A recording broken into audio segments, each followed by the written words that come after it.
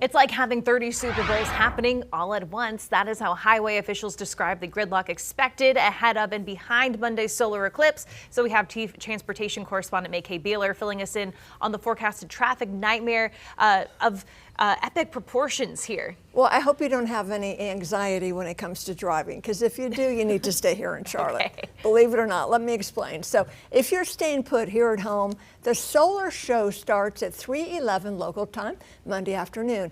If clouds don't block the view, Carolinians with their eyes on the sky, with protective solar glasses, of course, can catch a glimpse of the partial solar eclipse. With our region not being in the path of totality or total darkness, you won't get the full show, but as a consolation prize, you will be spared the mayhem of the masses traveling from far and wide to view the rare celestial event in the 115-mile wide path of totality.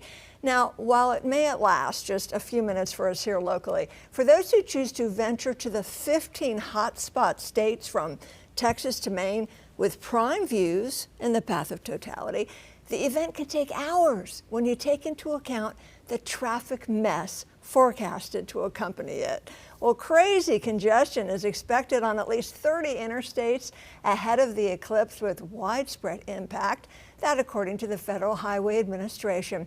If you are staying in Charlotte, you will have a new appreciation for our area's notorious gridlock, because it's going to be nothing compared to the traffic migraines Ohio alone is expecting, with up to 575,000 visitors for the event.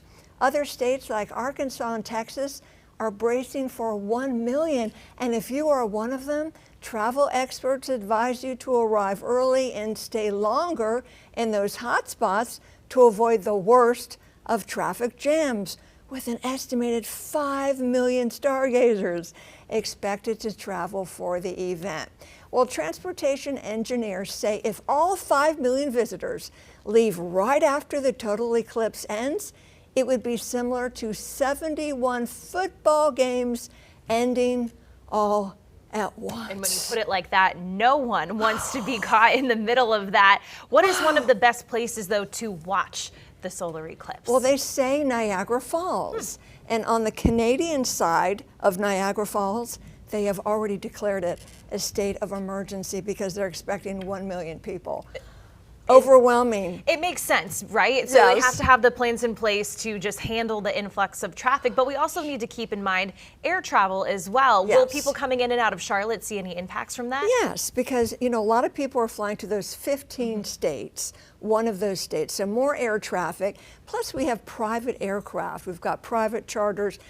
Myself as a flight instructor, I have students who are renting aircraft, who are student pilots or have their licenses, to fly to those states to watch the eclipse from the sky, from the air. So more people are flying, more flights.